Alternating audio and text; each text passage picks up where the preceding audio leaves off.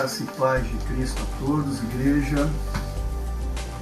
Bom que Amém. você está aí nos assistindo, aqueles que vão assistir depois também. Que Deus possa abençoar a sua vida. Hoje nós vamos trazer uma mensagem aqui, seguindo um pouco na linha do que o pastor tem feito nas últimas lives. Vamos falar um pouco sobre o livro de Lucas. Vamos voltar no livro de Lucas.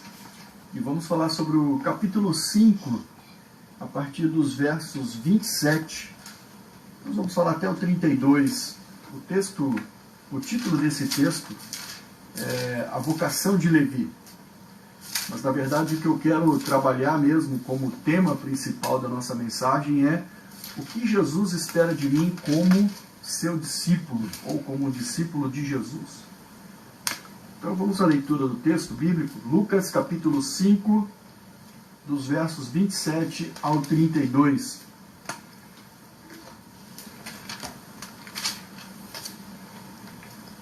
O texto diz o seguinte: Depois disso Jesus saiu e viu um cobrador de impostos, chamado Levi, assentado na coletoria, e disse-lhe: Segue-me.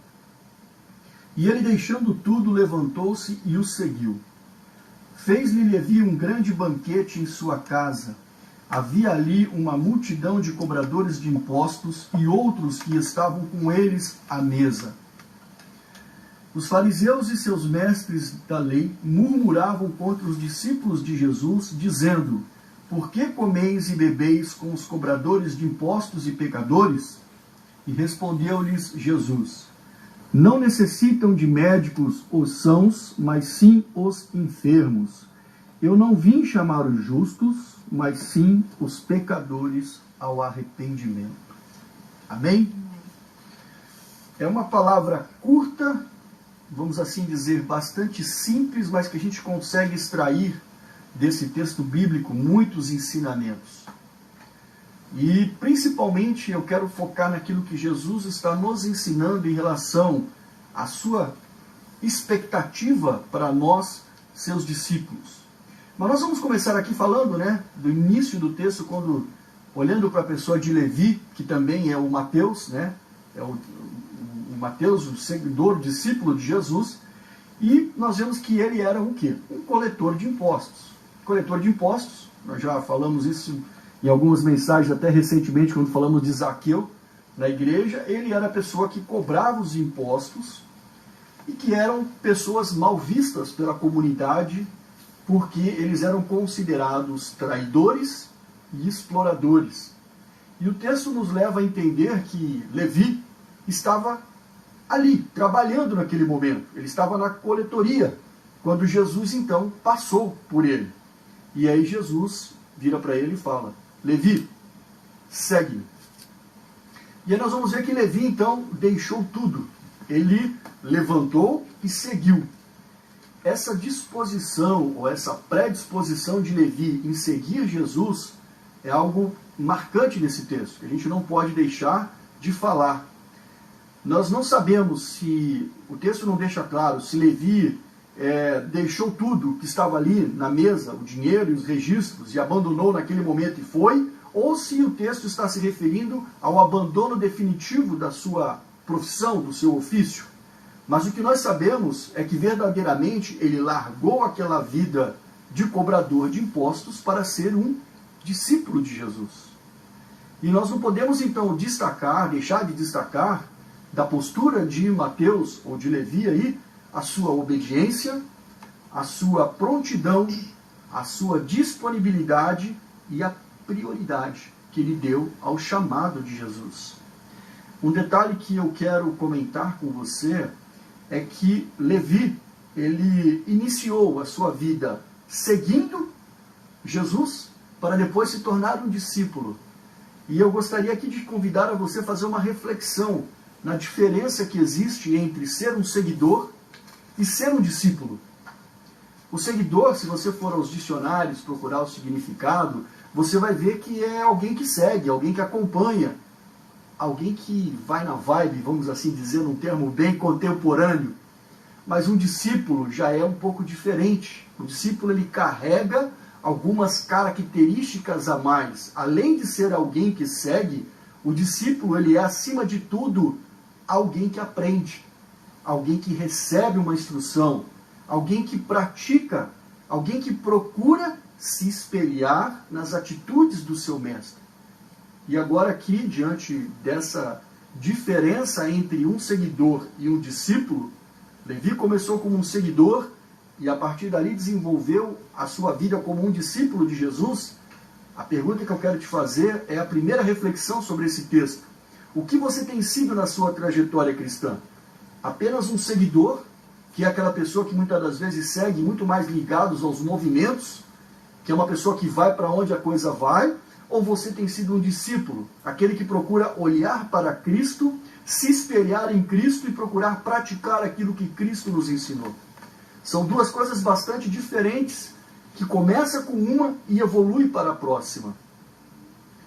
E nós vamos ver que o texto bíblico nos fala que Levi, então, diante desse convite de Jesus, ele ficou tão feliz que ele deu uma grande festa. Ele fez um banquete para uma multidão, e convidou ali para essa multidão uma série de pessoas que faziam parte do círculo de amizade dele, que eram outros cobradores de impostos, ou também chamados pecadores. E aí nós vamos aprendendo, com esse texto um pouco a respeito da estratégia de Jesus, quando ele vai pinçar as pessoas para trazer para o seu aprisco. Observamos ali que Jesus ele tira um pecador, que um cobrador de impostos era considerado um pecador que vivia à margem da sociedade. Ele vai lá no meio e tira Levi lá de dentro e traz, convida Levi para ser o seu seguidor, para poder atingir as outras pessoas que estavam ao redor. Porque quando Levi então faz uma festa e tão extasiado por isso chama os demais, de uma certa forma ele estava levando essa mensagem de Jesus a todos aqueles que faziam parte desse mesmo universo. Mas a pergunta que eu quero fazer para você é a seguinte: quem é que dá um banquete para uma multidão de pessoas? Quem que faz isso?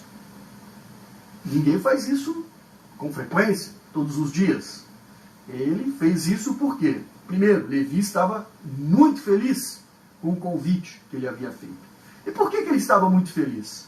Ora, por que ele estaria feliz se ele era um cobrador de impostos? Teoricamente, ele era odiado pela sociedade, mas ele tinha uma carreira financeira promissora. Ele era alguém que teria muito dinheiro. Era um cara que, financeiramente, ele tinha uma vida estabilizada. Vamos olhar, por exemplo, para a vida de Zaqueu, que era o chefe dos publicanos, que a Bíblia também nos dá um outro exemplo em relação a isso, que a própria Bíblia fala que ele era rico. Os cobradores de impostos, eles eram odiados, eles eram colocados à margem da sociedade, porque eles realmente aproveitavam, exploravam a sociedade para se enriquecer. Então, por que leva uma pessoa que tem dinheiro, que tem uma vida, vamos assim dizer, financeiramente estável, a ficar feliz com um convite, onde ele simplesmente vai largar tudo? Olha que coisa interessante, para poder seguir Jesus. Bom, a verdade é que nós podemos entender que Levi tinha realmente uma vida financeira estável, porque ele deu um banquete, ele ofereceu um banquete. Só uma pessoa que tem dinheiro que vai fazer um banquete, como ele fez com uma multidão de pessoas, como diz o texto. Só que ele tinha uma vida estável, só que pelo fato de viver à margem da sociedade, pelo fato de ser uma pessoa considerada pecador pela sociedade, ele carregava sobre os seus ombros um peso, um fardo muito grande. E é dessa forma que o pecado age na nossa vida. Ele coloca sobre os nossos ombros um jugo difícil de carregar. Te oferece uma série de benefícios na sua vida material, uma série de vantagens na sua vida pessoal, só que coloca sobre os seus ombros um jugo muito pesado. E então, quando Levi se viu na oportunidade de se libertar de todo esse peso, ele não pensou duas vezes. Ele resolveu largar tudo isso, porque era um convite de Jesus, para simplesmente segui-lo.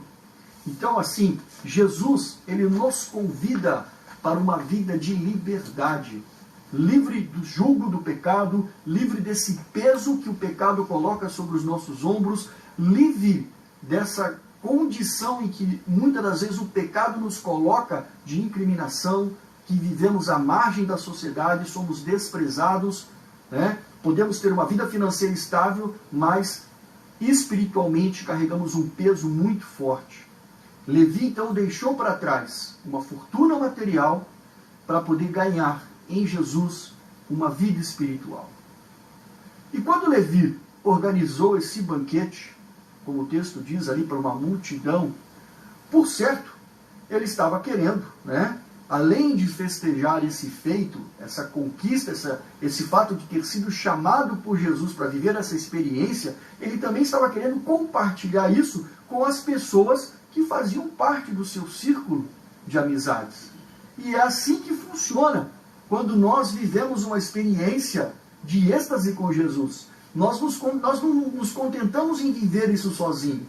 Perceba como é a vida de um novo convertido. A primeira coisa que ele tenta fazer é levar a mensagem de Jesus e querer converter todos que estão ao redor dele. Porque ele acredita que aquilo que ele acabou de receber é uma coisa tão boa, é uma coisa tão maravilhosa, que ele tem que fazer questão de trazer a família, de trazer os amigos, de trazer as pessoas que ele ama para poder vivenciar essa mesma experiência que ele está vivenciando.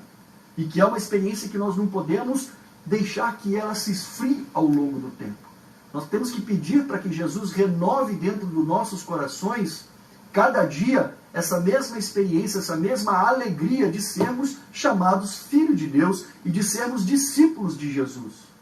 A alegria que Jesus oferece com a sua presença, ela transborda, ela é contagiante. E nós temos que compartilhar isso com as pessoas. Agora eu quero falar para vocês a respeito dos fariseus. Que a gente vê que a evolução do texto diz que os fariseus, os mestres da lei, quando viram Jesus então chamando um coletor de impostos, e depois esse coletor de impostos fazendo um banquete, fazendo uma festa, os fariseus murmuravam. E eles murmuraram dizendo: por que comeis e bebeis com pecadores e cobradores de impostos?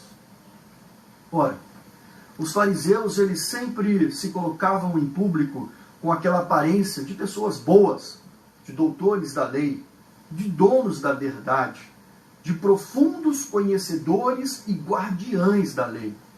Eu quero abrir um parênteses aqui para você, que não há nada de errado em você procurar conhecer profundamente a palavra, mas você tem que tomar alguns cuidados, porque você precisa entender que se você se tornar com isso uma pessoa arrogante e soberba, cuidado. Sinal de que você precisa voltar e ler novamente a palavra de Deus, porque você não está entendendo aquilo que você está lendo. Porque não é esse o objetivo daquela pessoa que estuda a palavra de Deus. Não é essa a finalidade de você se tornar alguém arrogante e soberbo ou ser o dono da verdade.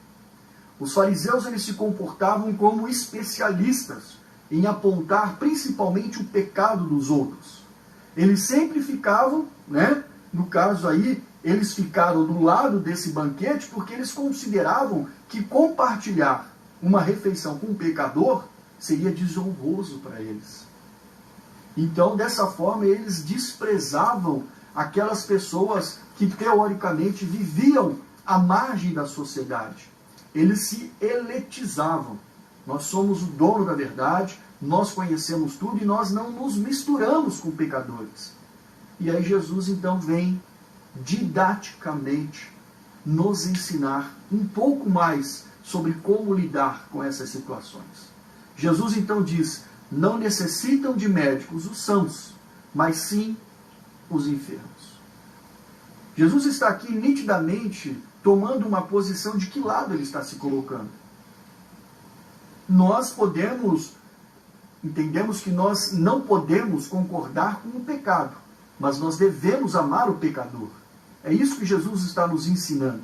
Quando eu me preocupar mais em olhar para o meu próximo e acusar do que em amá-lo, eu preciso realmente voltar ao Evangelho e me reexaminar, pois certamente eu estou fugindo um pouco daquilo que Jesus está nos ensinando, daquilo que realmente Ele espera de mim como seu discípulo.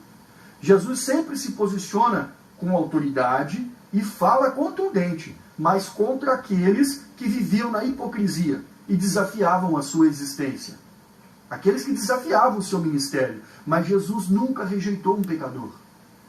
Jesus nunca desprezou aqueles que vieram até ele com humildade e com arrependimento.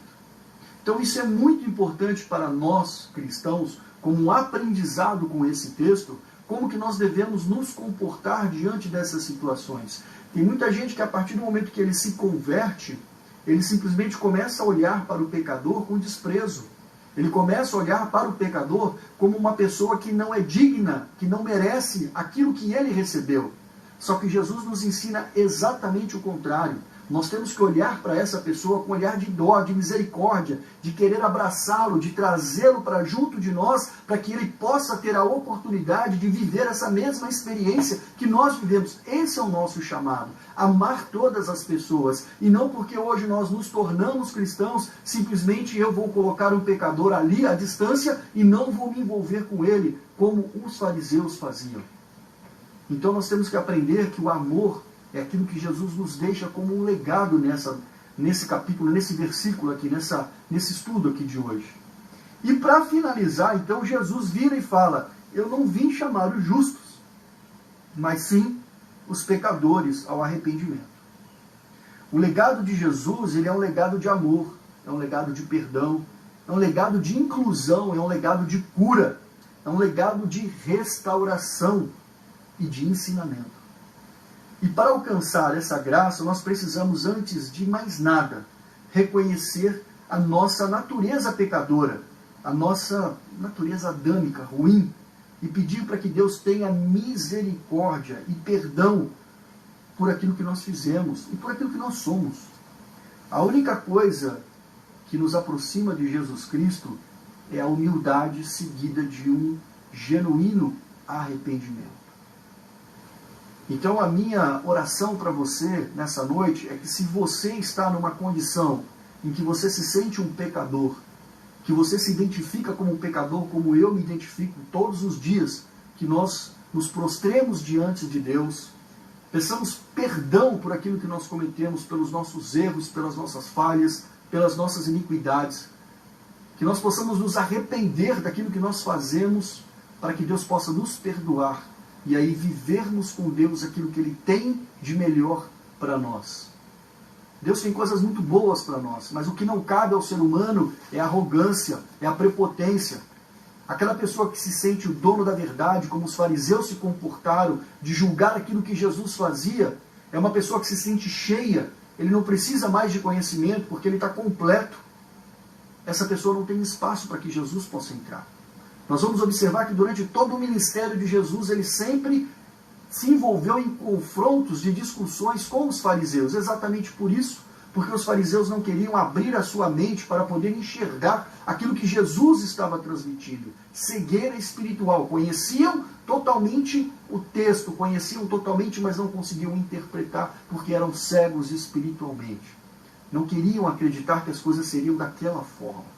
Rejeitaram, porque para eles não era daquela forma que deveria acontecer. Então nós temos que ter a humildade de entender que só em Jesus nós vamos ter sabedoria, conhecimento e entendimento para podermos entender qual direção que nós devemos seguir. Amém. Amém? E acima de tudo, amar o nosso próximo, como Jesus nos ensina em seus ensinamentos.